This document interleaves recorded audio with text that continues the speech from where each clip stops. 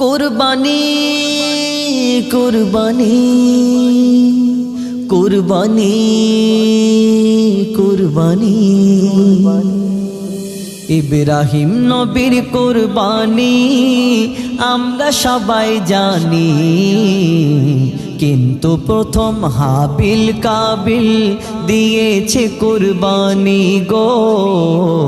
ইব্রাহিম নবীর কুরবানি আমরা সবাই জানি, হাবিল কাবিল সর্বপ্রথম দিয়েছে কুরবানি। কুরবানি দিতে ইব্রাহিম নবীকে আল্লাহ বলেছিল, সাথে সাথে 101টা উট কুরবানি দিল।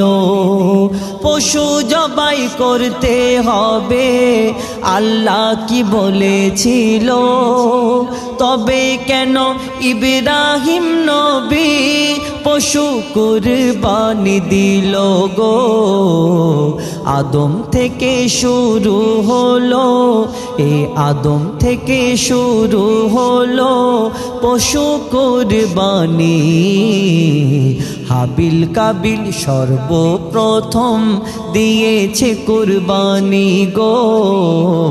ইব্রাহিম নবীর কুরবানি। আল্লাহ তাআলা বলে শোনো আদম শফিউল্লাহ, ছেলে মেয়ের বিয়ে পড়াও আমি হুকুম দিলাম আল্লাহ। জোড়া জোড়া ছেলে মেয়ে জন্ম হয়েছিল, পাল্টা পাল্টি করে তাদের বিয়ের হুকুম দিল। আর একটি মেয়ে খুব রূপসী, একটি ছিল কালো। হাবিল পাবে রূপসীকে আর কাবিল পাবে কালো গো। আদমের এই ফয়সালাকে কাবিল মানতে পারিনি, হাবিল কাবিল সর্বপ্রথম দিয়েছে কুরবানি গো। ইব্রাহিম নবীর কুরবানি। কাবিল বলে ও গো বাবা এ কেমন বিচার হলো, হাবিল পাবে সুন্দরী আর আমার বেলায় কালো। বলছে আদম শোনো কাবিল এ বিচার তো আমার নয়, আল্লাহ তাআলার হুকুম যেটা সেটাই দিলাম তোমায়। তখন আদমের কথাকে কাবিল অস্বীকার করিল। আল্লাহ তখন হাবিল কাবিলকে কুরবানির হুকুম দিল গো।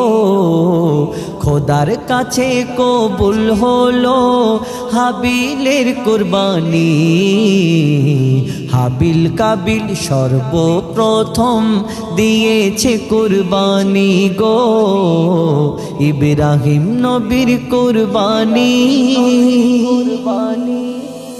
পয়সা থেকে অনেক মানুষ করে না কুরবানি, কেউ যদি দেয় 5টা গরু বলে দেখাচ্ছে ফোটানি। খোদার রাহে খরচ করতে সবাই তো পারে না, কুরবানির কি ফায়েজ ফাজিলাত সবাই তো বোঝে না। আল্লাহ নবীকে খুশি করার নিয়াত যদি থাকে, হাজার হোক বা লক্ষ টাকা আল্লাহ যোগায় তাকে গো।